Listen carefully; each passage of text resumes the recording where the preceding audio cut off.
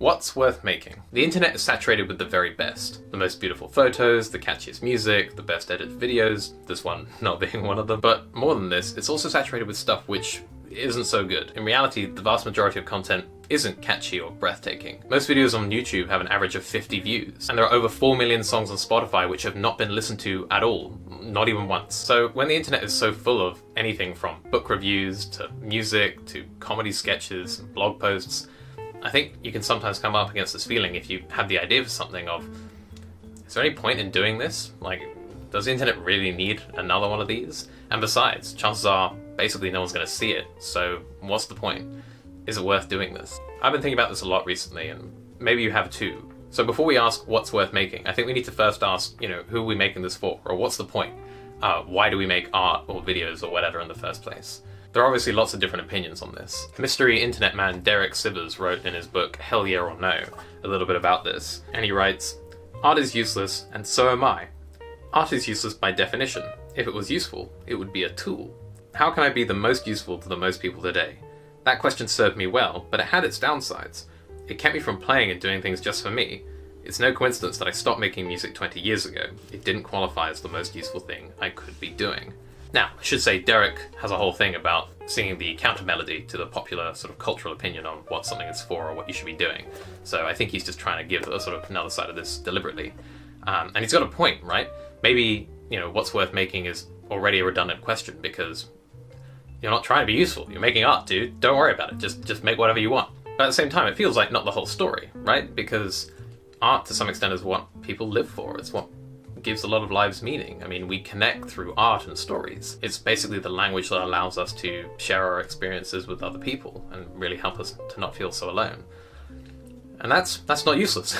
It's quite important. There's another side of this, which is from a writer named Kurt Vonnegut, who perhaps you've heard of. So in 2006, a group of students from Xavier High School in New York asked him to come speak, and instead he wrote them this letter with an associated assignment.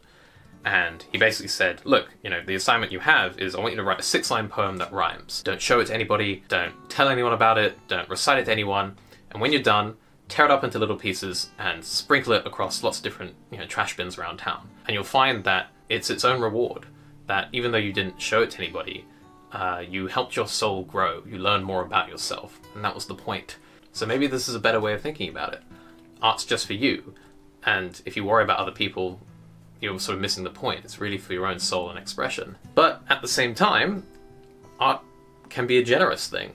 And if you design something with an audience in mind, whether it's a poem or a letter or a video, that can help you be creative. In some sense, art can solve a problem or convey an emotion to someone. So it really does have a purpose. Not all art has to be self-interested. But then if we think too much about the audience, then that can cripple our ability to actually make anything in the first place. So what do we do? I think the way I've come about it is to think of art as being a gift. And that gift can be for you, it can be for other people, and sometimes while making it you don't actually know who it's for. It might turn out to be a gift for you, or it might turn out to be a wonderful gift to many other people if you decide to share it. So if we decide that art is a gift, then what's worth making? Well, everything. Even if you're rehashing a seemingly trivial idea that's been done a million times on YouTube before, or you're swinging for the fences with some grand book, all of that's worthwhile. You don't necessarily know how what you make is going to affect people. A lot of people find comfort in trashy TV, and it's watched by millions. Who's to say it's not important that that exists? I think it's also important to remember that the way you get to pieces of art that really can have an impact on a huge amount of people is through those seemingly trivial pieces of art. I think everyone knows the story about the pottery class, which is divided into 2 groups, and you have the one group which is just going to be marked on make one really good pot by the end of the year, and the other group which is just going to be marked on the volume of work they produce. And it turns out the group that just has to make a lot of pots, they end up making better pots than the ones who had to make the best pot.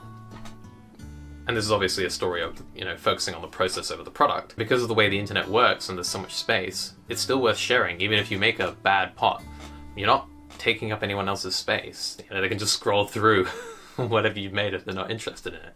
So that's my answer. Everything's worth making, even if it's trivial. Art's a gift, and you don't know who it's for until you're done making it. I made this video for me, but maybe it's for you as well.